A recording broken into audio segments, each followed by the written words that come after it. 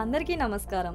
ఈ వీడియోలో ఆల్టర్నేటర్ యొక్క కంటిన్యూటీ మరియు ఇన్సులేషన్ రెసిస్టెంట్ను ఎలా పరీక్షించాలో మరియు సింక్రోనస్ మోటార్ను ఇన్స్టాల్ చేయడం, దాని పార్ట్స్ మరియు టెర్మినల్స్ను గుర్తించడం ఎలాగో తెలుసుకుందాం.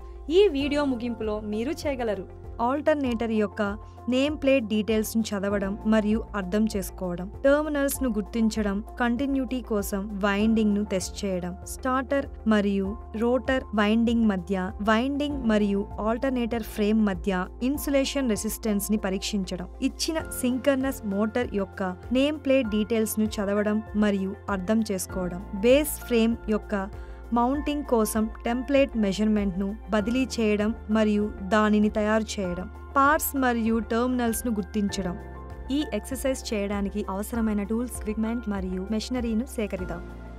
Spanner set, megger, 3-phase alternator, PVC insulated copper wire, insulation tape, test lamp, masonry tools like trowel spirit level, electric drilling machine, electrician tool kit, 3-phase synchronous motor with starter, DC source or rectifier, TPIC switch, DPIC switch, field rheostat, plywood, nuts, grouting bolts, connecting cables are required. Alternator యొక్క name plate details ని చదవండి మరియు అర్థం చేసుకోండి. 3-phase alternator యొక్క name plate details ని చదవండి మరియు అర్థం చేసుకోండి మరియు పట్టికలో విలువలను నమోదు చేయండి. టెస్ట్ ల్యాంప్ ను ఉపయోగించడం ద్వారా కంటిన్యూటీ టెస్ట్ ను నిర్వహించండి. టెస్ట్ ల్యాంప్ ని తీసుకోండి మరియు SP స్విచ్ మరియు ఫ్యూజ్ ల్యాంప్ తో సిరీస్ కనెక్ట్ చేయబడిన కేబుల్ ను గుర్తించండి.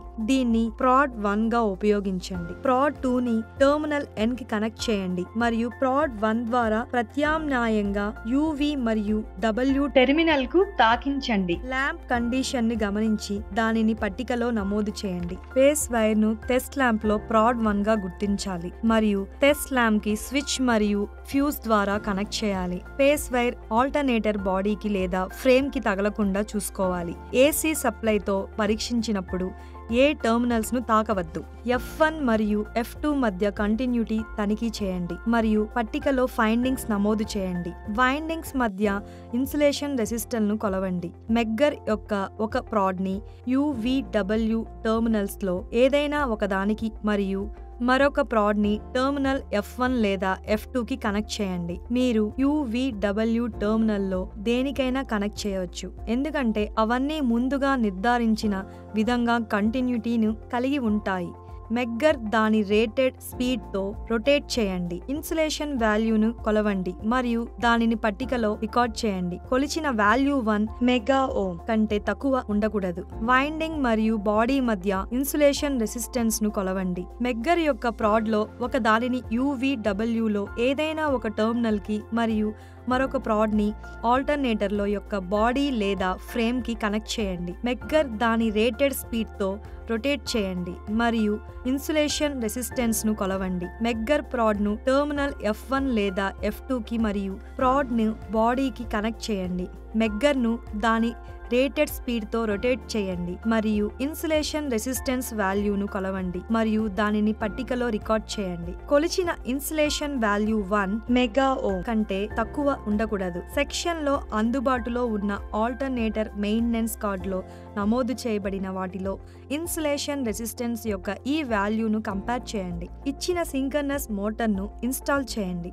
నేమ్ ప్లేట్ డీటెయిల్స్ ను చదవండి మరియు మోటార్ మెయింటెనెన్స్ కార్డులో నమోదు చేయండి. డ్రిల్లింగ్ హోల్స్, నట్స్ మరియు బోల్ట్స్ పొజిషన్ లేదా RCC ఫౌండేషన్ మొదలైన వాటి మ్యానుఫ్యాక్చరర్ ఇన్స్ట్రక్షన్స్ ప్రకారం మోటార్ ను ఇన్స్టాల్ చేయాల్సిన ప్రదేశంలో అవసరమైన ఏర్పాటు చేయండి. మోటార్ యొక్క రేటింగ్ నుండి కనెక్టింగ్ కేబుల్ మరియు ఫ్యూజ్ యొక్క సైజ్ ని నిర్ణయించండి. ప్లైవుడ్ యొక్క 2 స్ట్రైట్ పీసెస్ మరియు 2 క్రాస్ పీసెస్ కత్తిరించండి మరియు వుడెన్ ఫ్రేమ్ ప్లాంక్స్ పై మోటార్ యొక్క బేస్ యొక్క హోల్స్ సైజుకి అనుగుణంగా హోల్స్ ను మార్క్ చేయండి. మ్యానుఫ్యాక్చరర్ సిఫార్సు చేయబడిన మౌంటింగ్ బోల్ట్ సైజ్ ప్రకారం డ్రిల్ యొక్క సైజుని ఎంచుకోండి. సింక్రనస్ మోటార్ పార్ట్స్ ను గుర్తించండి. రియల్ ఆబ్జెక్ట్ నుండి లేదా ఎక్స్ప్లోడెడ్ వ్యూ చార్ట్ నుండి సింక్రనస్ మోటార్ పార్ట్ ను గుర్తించండి. ఐడెంటిఫైడ్ పార్ట్స్ ను నంబర్ లో ట్యాగ్ తో లేబుల్ చేయండి. ప్రతి లేబుల్డ్ నెంబర్ యొక్క పార్ట్స్ ను నేమ్ ను పట్టికలో వ్రాయండి. పేర్కొన్న సైజు ప్రకారం హోల్స్ డ్రిల్ చేయండి. మౌంటింగ్ బేస్ పై టెంప్లేట్ మెజర్మెంట్ ను ఉపయోగించుకోండి మరియు మోటార్ ను ఇన్స్టాల్ చేయడానికి బేస్ మౌంటింగ్ ను రెడీ చేయండి. గ్రౌటింగ్ బోల్ట్స్ తో ప్లాంక్స్ ను ఫిక్స్ చేయండి. స్ప్లిట్ లెవెల్ ని ఉపయోగించి లెవెల్ ని తనిఖీ చేయండి. థిన్ కోర్ సిమెంట్ మోటార్స్ తో బోల్ట్స్ చుట్టూ ఖాళీని పూరించండి. ఇది 8 నుండి 12 గంటల వరకు స్థిరపడడానికి అనుమతించండి. ఆపై టెంప్లేట్ ప్లాంక్స్ ను తీసివేయండి. కనీసం 2 రోజులు నీటితో సిమెంట్ మోటార్ను క్యూర్ చేయండి. సర్ఫేస్ ని చక్కగా ప్లాస్టరింగ్ చేయడం ద్వారా పూర్తి చేయండి. స్ప్రింగ్ వాషర్స్ మొదలైన మ్యానుఫ్యాక్చరర్స్ ఇన్స్ట్రక్షన్ ప్రకారం వైబ్రేషన్ అరెస్టింగ్ డివైస్ ను చేర్చండి. మోటార్ ను ఇన్స్టాల్ చేసి నట్స్ తో దాన్ని ఫిక్స్ చేయండి. ఐఈ రెగ్యులేషన్ మరియు ఐఎస్ రికమెండేషన్స్ కు అనుగుణంగా డబుల్ ఎర్తింగ్ చేయండి. వైండింగ్ కంటిన్యూటీని తనిఖీ చేయండి. గ్రౌండింగ్ యొక్క ఎఫెక్టివ్నెస్ కూడా తనిఖీ చేయండి. వైబ్రేషన్స్ లేకుండా స్మూత్ గా నడుస్తున్నట్లు తనిఖీ చేయడానికి మోటార్ను స్టార్టర్ లేదా స్విచ్ మరియు ఫ్యూజ్ తో టెంపరీగా సప్లైకు కనెక్ట్ చేయండి. ఇది ఆల్టర్నేటర్ యొక్క కంటిన్యూటీ మరియు ఇన్సులేషన్ రెసిస్టెంట్ ను ఎలా పరీక్షించాలి మరియు సింక్రోనస్ మోటార్ ను ఇన్స్టాల్ చేయడం, దాని పార్ట్స్ మరియు టెర్మినల్స్ ను గుర్తించడం ఎలా అనే దానిపై ఎక్సర్సైజ్ ముగిసింది. ఇప్పుడు మీరు చేయగలరని ఆశిస్తున్నాము. ఆల్టర్నేటర్ యొక్క నేమ్ ప్లేట్ డీటెయిల్స్ ను చదవడం మరియు అర్థం చేసుకోవడం, టెర్మినల్స్ ను గుర్తించడం, కంటిన్యూటీ కోసం వైండింగ్ ని టెస్ట్ చేయడం, స్టార్టర్ మరియు రోటర్ వైండింగ్స్ మధ్య వైండింగ్ మరియు ఆల్టర్నేటర్ ఫ్రేమ్ మధ్య ఇన్సులేషన్ రెసిస్టెన్స్ ను పరీక్షించడం, ఇచ్చిన సింక్రనస్ మోటార్ యొక్క నేమ్ ప్లేట్ డీటెయిల్స్ ను చదవడం మరియు అర్థం చేసుకోవడం, బేస్ ఫ్రేమ్ యొక్క మౌంటింగ్ కోసం టెంప్లేట్ మెజర్మెంట్ ను బదిలీ చేయడం మరియు దానిని తయారు చేయడం, పార్ట్స్ మరియు టెర్మినల్స్ ను గుర్తించడం. తదుపరి ఎక్సర్సైజ్ లో కలుద్దాం. ధన్యవాదాలు.